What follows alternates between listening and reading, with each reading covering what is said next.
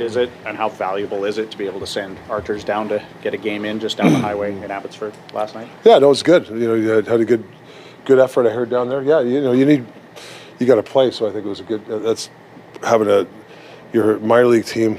What is it? An hour away, 3 hours away with traffic. So, but no, it's something that it really helps when you have that, you're that close. So then I heard Artie played really well. Do you feel like the system now between Vancouver and Abbotsford is sort of humming at top speed? Like last year there were cap constraints and you guys couldn't move, but the amount of movement here, is that sort of the way it's designed? Yeah, I mean that's really what you're right. That's a good point because even to bring a guy up for a couple of games or even a couple of practices is huge for his development. And you can call a guy up at 10 o'clock and he'll be here for noon practice. So yeah, that's something that I think that's what they tried to build the last couple of years, and it's really helped. Is he in? Who's that? Artie in tomorrow? The goalie? I don't know. No, I don't. Yeah. Yesterday, Dak's out there skating again on the fourth line. Yeah. Yesterday, he said he wants to make sure he's 100%. Not quite sure he's quite there yet. How are you handling that situation? Yeah, no, I think he looked good today. So, you try to find some kind of target date. Maybe Thursday's a good time, but we'll see. We'll see how he reacts after the ice, and then how he is tomorrow. But I think there's a good shot that he can maybe play Thursday. I'm not saying he is, but that's something that maybe it's in the works for us. You mentioned you don't like 11-7, so would you go another way if Dak doesn't go tomorrow? Yeah, I'll talk to Patrick. If he doesn't go, we're gonna have to probably call somebody up. You mentioned the possibility of a conditioning stint. Sounds like not likely then for Dak. Sorry. No, I don't think so. I've actually he's looked pretty good out there. Even we were doing some drills in the morning early.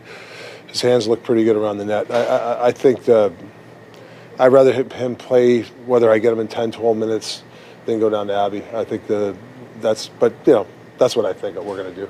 Is that a process where even once you get him in, you'll have to ramp him up in terms of minutes and see what he can handle? Yeah, for sure. I mean, you continue to do the work on the ice, but yeah, we'll see. It goes game to game too.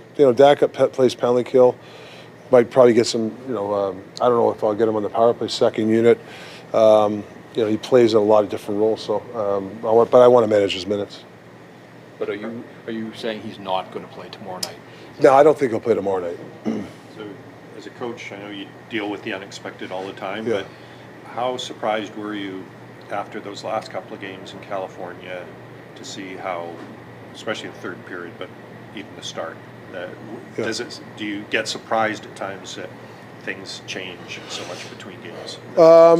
No, I like I said, I think really you got to learn how to. I know some guys were tired. Okay, getting home late, but you got to learn how to play tired. And when you're tired, you shorten your shifts. One thing, but you stick to the game plan. And I thought we had some opportunities to stick with the game plan, and we went off kilter, and that's what happens. McDavid smells blood, and he takes over the game in the third period. So, like I said, every game is a learning lesson to us, and I think starting on time is one of them. The first 5 minutes, we wanted to play fast, but we started taking the puck back. So right away, you're on your heels. And then, obviously, the second period, they got to call a timeout because we're all over them because what we're doing works, but somehow, then somebody makes a mistake, it's in your net, and then so I think for me it's learning how to play mentally when you're tired, and I think you have to stick to the game plan. Where is JT with his game right now in your eyes? He says he's got another level he can get back to. We know that early on this season he was dealing with something, training camp, and then not taking faceoffs wherever that was, Philadelphia maybe. Yeah, well, he's hard on himself. He knows there's another level. Yeah, we all know there's another level. The last game was probably his worst game of the year. He'll tell you that, but he's had some good moments for us. He'll round it out. I'm not worried about him. But what I do love JT, some guys think they're playing well and they're okay. He doesn't. That's what I love about JT. And I shouldn't even say he's playing well, because I think he's playing fine. And he's trying to find that upper level like everybody else, like our whole team. It's no different than other guys. Do you have an update on Brock? I don't. Would you guys ever give us an update on Brock, or is this just I think it's day to day. I haven't really talked to him today, to be honest with you. I haven't, because these things, it's a day to day thing. You feel better, I don't know. Okay. What's your thinking with Lekaramaki with Miller instead of Pedersen? Because obviously he played a lot with Pedersen in the preseason. I don't know. I just rather have Gars back with Petey and Jake. I think Millsy's forechecking, being able to get the puck, like how he gets the puck to Brock. You know, Lettermaki's got a great shot, and Seuss is that that Swiss Army knife that can play that defensive game if we need him to help out. So take less pressure on Lettermaki, Johnny. So I just want Johnny to just go play the game. And be who he is. Like we had these 2-on-1s, he's trying to pass to everybody. That's not his job. I want him to shoot the puck. Like these young guys, I always laugh. Like even Baines last year, he had a couple 2-on-1s, but he's trying to pass. I want these young guys to be selfish. Shoot. That's what he is. He's a shooter. Shoot the puck every time, and Millsy won't be mad at you if you shoot. Trust me. Tell us about the game last night in Abbotsford. How did it feel to get in there and get a win?